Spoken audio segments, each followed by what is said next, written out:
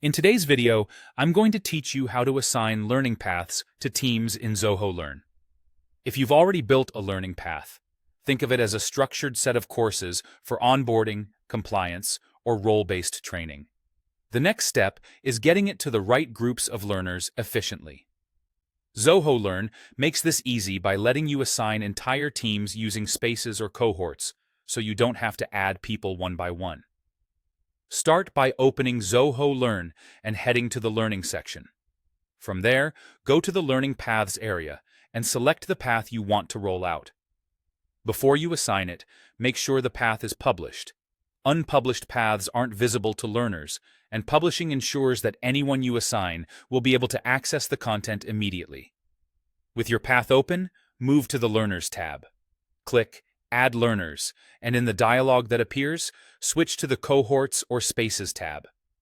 This is where you can choose the group that represents your team, such as sales or HR. Select the right space and click Add. You'll now see that space listed under the Cohorts section for this learning path. Assigning a space means everyone currently in that space is enrolled at once, and they'll find the learning path ready to start in their learner dashboard. This is the fastest, most scalable way to deploy department-wide training. Once the assignment is in place, you can monitor how things are progressing. In the Learning Path dashboard under Learners, you'll be able to view who has started, how far they've gotten, and where they might be stuck.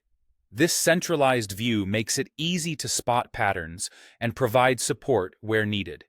It also highlights the value of using spaces for bulk enrollment, especially when you're rolling out training to entire departments or cross-functional groups.